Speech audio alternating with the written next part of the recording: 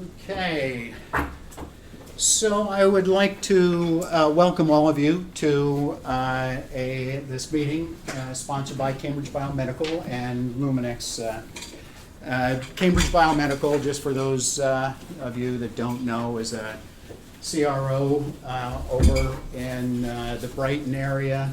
We have two parts of the business, which is clinical diagnostic. Another one is CRO, that we support the bioanalytical needs of the pharma and biotech companies.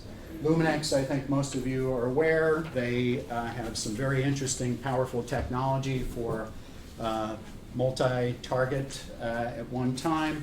We also have a number of other vendors here that we all work closely together, Bio-Rad, Affymatrix, and Millipore. And so they will be here throughout the meeting as well. So I am up doing the warm-up act to get the crowd, on their feet for later presentations. After mine is Dan Kovachin, as close enough as I can get. He's going to talk on more of a technical side about high-throughput multiplex assays for superfamily-wide profiling of enzyme activities. We'll have lunch, and you can talk to the fellow collaborators and vendors.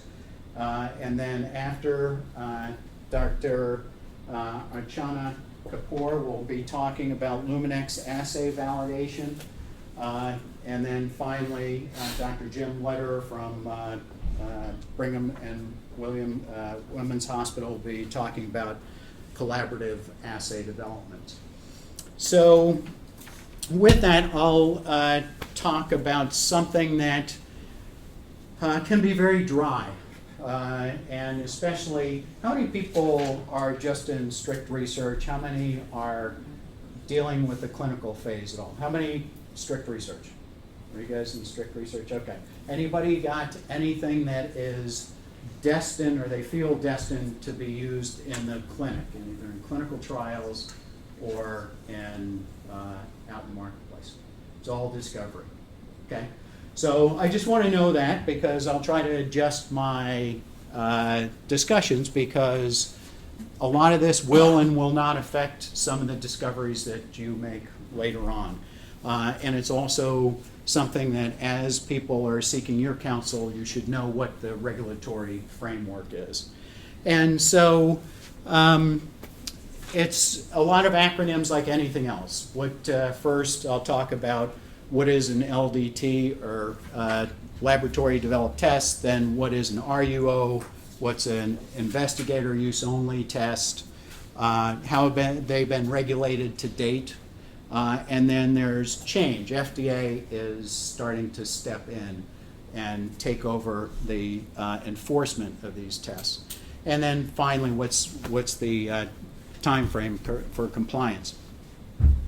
So this all came to a head in 2012 when Obama signed into law saying that the FDA had to regulate LDTs. I'll talk about what an LDT is in a minute, but and also what have we been doing all this time up to date? We run a clinical diagnostic laboratory, as I said. Many of the hospitals have tests. We have samples being analyzed in clinical samples now. So if the FDA is now just getting around to regulate it, where has everything been going on to date? So to just talk about some of the jargon, research use only versus investigational use only. And all this in light of the FDA depends on claims. Just like you're doing drugs, it's all about what you say your product does. So the research use only, investigational use only are okay to use on clinical samples. You can use them in something that you are trying to get through the regulatory approval process. If you're using it for markers for a clinical trial for either efficacy or safety, you can use those right now, but it becomes complex. And ultimately, it all depends on what you put on the bottle. Is it for research use only, not for diagnostic purposes, or investigational use only? And the performance characteristics of this have not been truly established. So, so the FDA says, okay, it's kind of had a blind eye to this over the last probably 50 years. And what they're most interested in is manufacturing, how is it manufactured, and then how are the results being used in clinical diagnostic. The FDA's primary concern, if you strip everything away, they're most interested in safety. Secondarily, they're interested in efficacy, but that's up to anybody to prove. But more importantly, they regulate interstate commerce. So if you want to have a drug, one of the big things if you're doing a drug and you're doing a IND, investigational drug, or an IDE, which is for a device, you have to register with the FDA so you can ship material between states if you're making any sort of claim other than if it's for research or investigational use. So they see the conflict where you have not good, you don't have records of good manufacturing process. They think it's because of that there is serious public risk. And then also, if you say at all that you can use your test for diagnosis of Schmeckelmann's disease or detection of a certain biomarker that may be related to a disease state, then they say that you are misbranding and they'll come after you with a lawsuit. So in the past, LDTs, LDT is a good sophisticated name for a home brew. It used to be called a home brew or an in-house device. And so everybody started calling it an LDT because it sounds a lot better than a home brew. Even when I get documentation and somebody refers to a test as an early phase home brew, I say LDT. But even with the change in that terminology, they want to still regulate. So to the FDA, they defined it as an in vitro diagnostics, an IVT, that is of clinical use. It's designed and manufactured within a single laboratory. So if I make one, I validate it and everything else, I cannot ship it to another laboratory and call it a validated LDT. CLIA, who I'll talk about, has been involved in regulating the process to date. The FDA says, okay, they're good at some of the important part. To me, accuracy and reliability are importance for a detection system. But they do not say for the FDA purposes that you can make any clinical claims around that. And herein lies part of the rub. So I use this, you'll see these numbers are all wrong because these are current numbers as of 2012, probably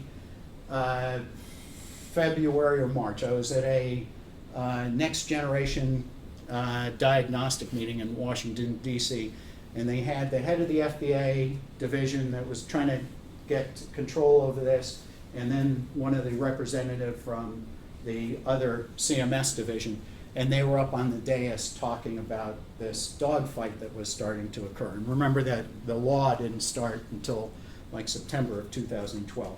And the reason I'm giving you these dates are because this whole environment is going to change over the next couple of years, and it's important to know when it's going to happen. So at that time, the FDA, the head of FDA said there are 11,000 LDTs. Remember that number. They were saying that over 800 new tests were being developed every year. So the laboratories around this building right now are coming up with biomarkers, multiplex Luminex, you name it. There are new technologies, and they are leading to utility in clinical trials. So Mayo Laboratory alone develops 80 a year. the FDA wants to regulate all of the LDT environment. And even the FDA representative said, with the current funding, the best that we could register a year is somewhere between 13 and 20. And it would have made sense to use the existing framework to do this. And this is, I'm editorializing this because it would be dry as dust if I didn't.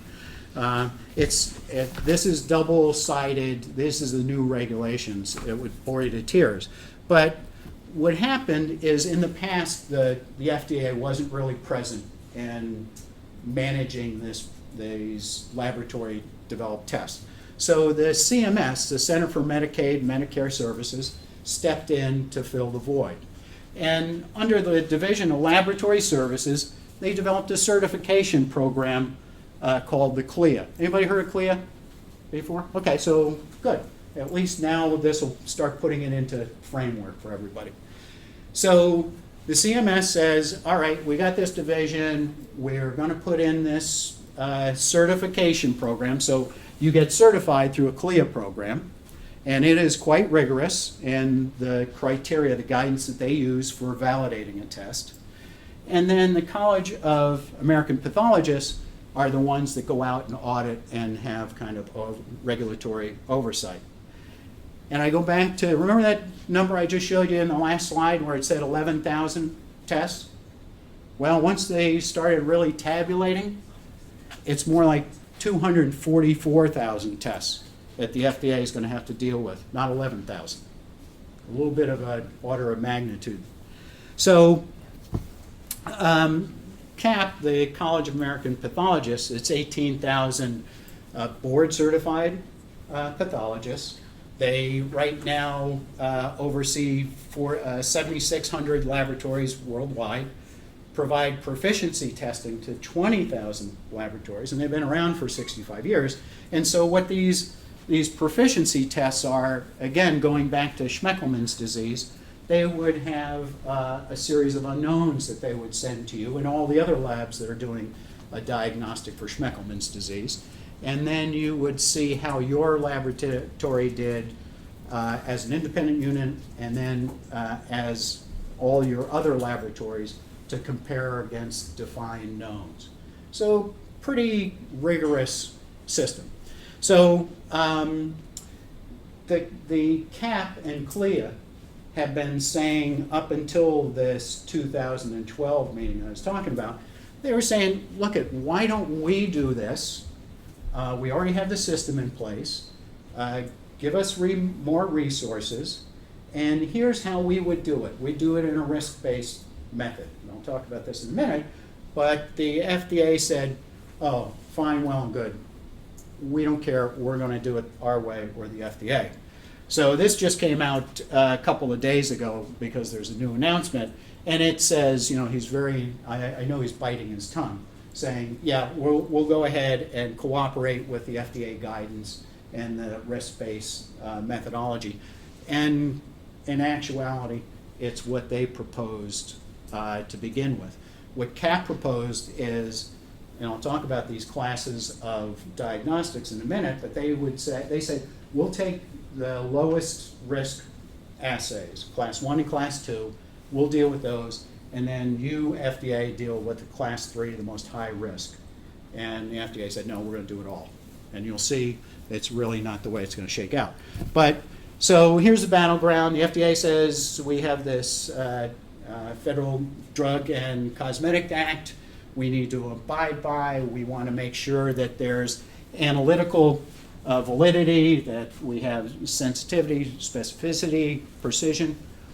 Well, if you look at the FDA guidance right now for bioanalytical determination for validation, they're guidances. There's nowhere that says that you have to test X of these, Y of those, you have to conduct it this way. It's just kind of guidance, and in actuality, the CLIA is far more rigorous, and it tells you exactly what you've got to establish for normal ranges and everything else. So, you know, what the FDA wants to do is have everybody register. They want to have them develop a data package just like you would for a drug. And all these things become very expensive when you talk about low volume tests and ones that are not economically feasible. So they think CLIA's oversight is okay, but it's still not assuring that these things are manufactured correctly and that they're safe and effective. So here's I'm starting getting in the meat of what the new guidance is. So they think many of the modern LDTs, and these are true. I mean, I have to admit this is true. These all started, back in '76. You had gram stains, you had H&E, you had rock in a bucket, and Archimedes' principle, and that's about it. So now you have these highly complex tests, and they want to make sure that they are meeting the claims that you're putting out there. So they feel like it's become a hodgepodge. People are manufacturing, sending them all over the place, and not implicating clinical utility, and they don't have the data. They also think that they're being used in high volume populations where it was supposed to be designed for just one small local laboratory, like a hospital, that's doing it for their patient population. Now people are doing it like in central laboratories. You're doing it for the whole country, the whole world. And let's see. Again, it was supposed to be the Schmeckelmann's diseases, little backwater diseases nobody cared about, not screening blood products for HIV or things like that. And you're making critical decisions on what you're doing in treating a patient. And you should logically have clinical data to support that. And also now they're highly complex. Before I said, H&E, gram stain, turbidities, sedimentation rates, those date back to the 60s and 70s. Now we have very complex technologies that most of you work with, I can't even say. So it is a changing environment. And so what they say is, all right, we recognize, just like the CAP and CLIA do, there's a wide range of sort of these tests, and they represent different risk propositions. But they want to adopt a risk-based system for enforcement.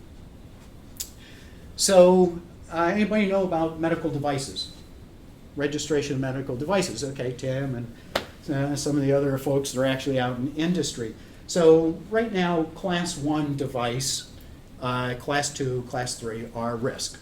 So if you're talking about class 1 device, it's like a tongue depressor or a gauze pad, right? Okay.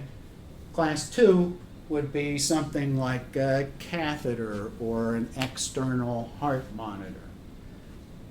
Class 3 might be an indwelling pump, a pacemaker, atrial valve, something like that. So they're trying to apply some of that to this diagnostic area. And you're going to see it's difficult. So they are doing this classification. Low risk is 1, 3 is high. That they also want to consider what is it being used for, what kind of disease state, whether you're using it for screening or diagnostic, and what's the clinical implication. So they just put out this guidance. They said that it's going to be finalized in the next 18 to 24 months. And at that time, we'll tell you how we're classifying what they're going to classify each one. So now everybody is scrambling. I just got an email from somebody in Washington that has the ear of some of these regulators on how do you modify the regulations before they come into full effect. So, low risk. These are ones, as I said, that they're going to regulate them the way they regulate them now, what they call discretionary oversight. So that means they're turning a blind eye to it. They're not going to make you go through all the paces I'll talk about for the moderate and high risk. So low risk, you've got the class 1, the tongue depressors and the gauze pads. They're for rare diseases, less than 4,000. And if I was to put money on this, I used to play poker once in college, I would say that there's going to be a fight about this number. Everybody's going to be looking for loopholes. So is 4,000 really a rare disease, especially in the United States? Is it just that patient population, or is it how many tests might be expected to be run a year? Because as you go through this registration process, it becomes very costly. Also, if they were traditional LDTs, going back to what I said before 1976, the H&E stains, the sedimentation. And then here's another area that I see will be a loophole. LTDs for unmet medical needs. So if there is not something FDA approved right now, or cleared, then you can use that test and kind of make a claim. So if anybody has any questions, jump right in. I mean, it's should be Q&A. So so low risk, not going to do much with. Now we're starting to get into the money round. So for a high and moderate risk, they're going to establish several different criteria that you have to do. First, you have to register and list. So register means you notify them, and listing means you get put on a name of laboratories that are listed on the FDA site, just as therapeutic companies do. Also, adverse event reporting. I'll talk about this. This is kind of tough. I see it with a medical device. If you are manufacturing a pacemaker and you have an adverse event, it gets reported to your customer service, you report it to the clinical affairs, regulatory, and then the FDA. On a regulatory, on a diagnostic, I'm not quite sure how that would shake out, other than if you are monitoring a drug level, say, and you have some adverse event once they decide to increase or decrease that drug level. So then you have to go through this pre-market review. Now that seems very small, but that is basically having to do a registration just as you would for a drug. Maybe it's not hundreds of millions of dollars, but it is hundreds of thousands of dollars, at least, if not millions of dollars, especially when you talk about companion diagnostics. And then finally, you have to have a quality management system in there, just as you would for the documentation for a drug being manufactured or being administered as a therapeutic. So now the times start kicking in. Remember I said that this just got published the beginning of last month, October 2nd was this new guidance. And I said they have 18 to 24 months to kind of fine tune this, and then they're going to put out the final guidance, and then the clock really starts ticking. So for moderates, what they're going to wait until all of the high risk assays have been dealt with by the FDA, and then it will be their time to go under the scrutiny. However, within 6 months after this registration, if this guidance comes out, within 6 months, everybody that's going to make a moderate or a high level LDT has to register with the FDA. So that's, you register, and then as you'll see, it kicks in immediately for the high risk, but the moderate risk, you in essence have 5 years for the phase or class 3 to be dealt with, and then you have this implementation will be 4 years. So that's 9 years, and really you tack on the other 2 years that we're waiting in now, so you're looking at about 11 years before this will really come into fruition. That seems like a really long time, but if you guys are doing clinical or basic research right now, and you start moving that technology through and into the clinical space, this is going to hit about the same time it's in the clinical in clinical use. And so it's worth thinking about now, because they are going to enforce it, I mean, one way or another.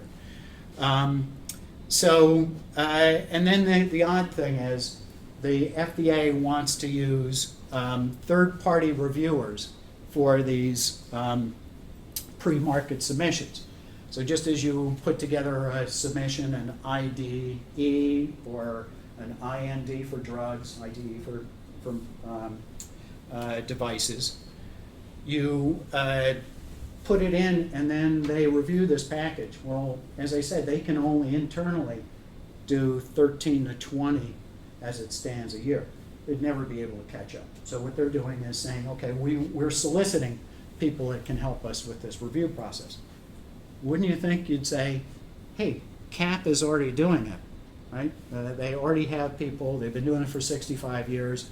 Why don't we let them do 1 and 2, as they had said? But no, it's the FDA. High risk are, this is like the indwelling pumps, the pacemakers, they consider them high risk. As soon as this guidance is signed into law, you have 6 months to notify them, say I'm on here, add me to the list, and we're going to start submitting our documentation. So within 12 months, you have to start submitting your data. And it has to be, you have to be pretty much through the dance within, those 4 years after. So it's 5 years. So that, and I'll talk about what they consider as class 1 types. I mean, some are companion diagnostics, others that are, used for blood product, or ones that are for high risk sort of diseases. So again, just for the timeline, 2 years from now, 18 months from now, the guidance is going to come out. As soon as it comes out, it's going to be a land rush. You have 6 months to register your company and tell them what you're going to be putting through their process. And then this review process is going to span anywhere from 5 to 9 years overall. And it's all about how they can do this with resources. Who has current numbers? On therapeutics, I think they do 20 or 30 a year if we're lucky. I may have recent numbers. I think that's about right. It used to be about 12 to 13 compounds that the FDA approved a year. And that jumped up to 30 or so when they did a fee for service. So when you're now submitting an application for drug therapy, you pay as you go, so to speak, which you didn't do before. And so they're going to do that same system with all these diagnostic tests. So you're going to have, from the standpoint of economics of this, as a company, and if you're doing small tests, and I'll use us as a very good example. On the clinical diagnostic side, we do esoteric testing. So more often than not, in a whole year, we may only do 100 assays or a couple hundred assays for any given test, maybe up to 1,000, very small volume. So if you're, go ahead. Yeah. So just out of curiosity, do they have something called the fast track? They haven't decided anything yet. Anything yet? Yeah, this is still kind of nebulous. Because depending on the application, it might be like, hey, the device is good. They do have that sort of thing in the medical device arena, just as they do in therapeutics. And I'm sure that they will have that criteria. Right now, they don't even know what they're calling a low risk, high risk, moderate risk. So they haven't come up with the mechanics. Take something like Ebola. I mean, somebody develops a test. I mean, it can be taking 9 years. It's like, well, that's why I said they have loopholes, that it would be some unmet medical need. There's a real need out in the marketplace. They'll figure a way to streamline it. Because as going through this process, mean, the real hard part is getting positive and negative samples. And so when you're dealing with rare diseases or, you know, genetic disorders or rare cancers, it's hard to get these samples, and they can take years and be very costly. So this is where all the pushback is going to come from. I mean, it's great in theory the FDA wants to do this. Yes, it's a bit of the Wild West, but there are checks and balances in place as it stands right now. So, you know, they are going to implement this. As I said, it's worth knowing about on any level that anybody in this room is working at, from the people that are selling machines and reagents, because once we start talking about this being treated as you know, a real regulated industry, manufacturing, you're going to have, you know, the machines are going to have to be compliant with GMP. The software is going to have to be Part 11 compliant. The C of A is going to have to look totally different. It's the amount of paperwork and cost is going to be going through the roof. And so people are going to be pushing back, and I think it's going to be the physicians and hopefully the patients once these tests starting to become not available anymore. Because companies are going to make a financial decision. I know that we will when it gets to this, is where is our profitability? You know, in the past, it was a situation in the early 2000s, Barbara Osband, who took over the company as Cambridge Biomedical, she likes to say when she took it over in 2001, she could get between $150 and $450 per asset. Right now, we're lucky if we can get $15 to $34. So now it's gone down tenfold, and you're going to have to put all this regulatory costs on top of it. So I talked about this adverse events. They rightfully so make a big deal about it, but from a diagnostic standpoint, how would you ever know that? If either you're, you know, maybe if you're getting it reported back to the manufacturer, but if you're utilizing it in a laboratory, very often you would never know there's an adverse event, but you'd have to put a system in place for that. You know, it's they're going to take this risk-based approach. It makes sense. The CAP said the same thing, but they're creating their own duplicate system. And so they're going to require that you show clinical validity. And this, again, is quite difficult, I think. And I'll talk about it where they, you know, they say that they want clinical validity, and this goes back to this pre-market review where you have to do clinical trials. And on a therapeutic, you figure to get through phase 2 is $2 million, to get through phase 3 is upwards of $800 million. For a diagnostic, it's not going to be at that level, but it may be $500,000, $2 million. And if you're only running 1,000 tests a year, there's going to be a ton of those 24,000 tests go by the wayside. And they want to use this third-party review. So the ones that they're going to be focusing on most, that they already do, companion diagnostics. If you're going to make a claim on a therapeutic or a diagnostic, you have to have it on your labels, right? The therapeutic has to say, administer this in combination with the use of this bioanalytical method. And so they have cross claims, and you have to bring them along in parallel for registration of the FDA, and more importantly, for getting paid at the end of the day by the third-party reimbursement folks. So that they already are regulating, and if you want to put a number in your pocket for a companion diagnostic, it's somewhere between $5 and $10 million. So it's got to be financially sound in order to go down that path. And it may be that the drug company is willing to absorb that because it helps sell their product. They want to control those for serious diseases and for cancers, for asymptomatic Ebola before people start spiking a fever, or all those sorts of things, like the infectious disease in the high-risk group. So what are the clinical implications of this for investigations? Right now, it's a catch-22.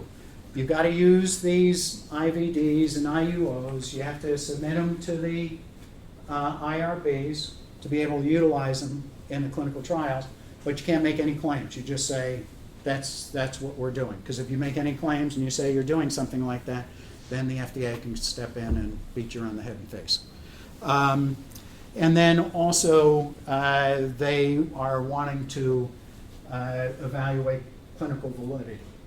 And using literature, there are so few tests out there that have any real publications around either preclinical utility in animal model, or more importantly in humans.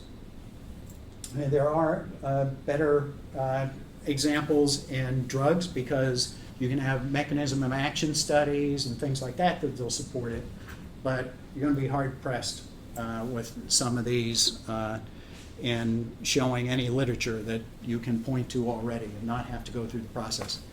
So third-party review, these are these moderate risk. I think at the end of the day, if they had any brains, they would go back to CAP with their hat in hand and say, we'd like to play with you. Will you just take over 2, and we'll take 3 as you recommended. So to summarize, the FDA is exhibiting discretionary oversight for, it has been to date, and it will continue to do that for phase 1, which means, or class 1, which means they're not really going to make you do much with it. Class 2, moderate risk, as soon as it comes out, you have to register. Then you have about 4 or 5 years before you have to really submit your package for pre-market review, whereas the class 3, you have 6 months, you register, you have 12 months to put your package together for submission, you have 4 years to do your clinical trial or pre-market review, but ultimately, from now until all that happens, I think you'll see CAP and CLIA maintaining the oversight that they do already. That's it. Thank you. We have like